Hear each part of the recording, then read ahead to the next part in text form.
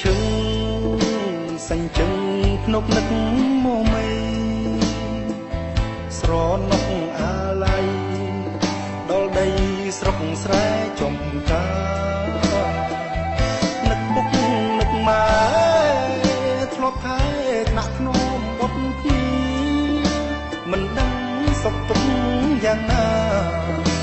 ចិត្តកូនសោកថាអត់ស្បាយដីក្រុងស្រស់ស្អាតសង្វាតផ្ញើខ្លួននឹងភ្លេងជាយាមជ្រៀងលួងសំលេង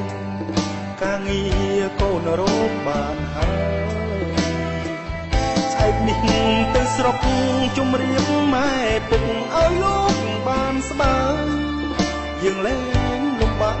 ទៀតហើយម៉ែអើយពុកអើយឈប់ភ័យលោកស្ដាប់ភ្លេងពុកតែងបែកបុកស្រុកស្រែធ្លាប់គេងក្រោយលើភ្លៅម៉ែបំពេកូនរាត្រីឥឡូវកូនធំដោយគុណទឹកដោះម៉ែថ្លៃសូមលោកទាំងពីរកុំភ័យកូនសុំធានារក្សាពុកអើយម៉ែអើយបទនេះកូនច្រៀងជូនស្ដាប់បទលេងទំនុកសាស័ព្ទស្ដែងពីទឹកចិត្តស្នេហាជាអ្នកចំរៀងខំច្រៀងគូនឹងវិតារកប្រាក់ជួយជ្រោងគ្រួសារ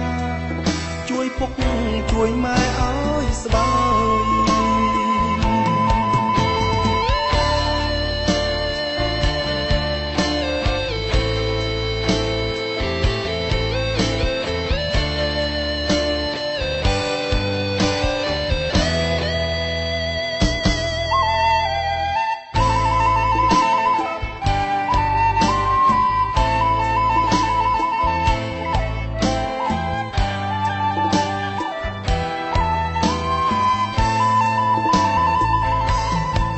យស្ដាប់ភ្លេងពុកតែងបែកបុកស្រុកស្រែធ្លាប់គេងក្រោយលើភ្លៅម៉ែបំពេកូនរាល់រាត្រីឥឡូវកូនធំដោយគុណទឹកដោះម៉ែថ្លៃសូមលោកទាំងពីរកុំភ័យកូនសូមធានារក្សា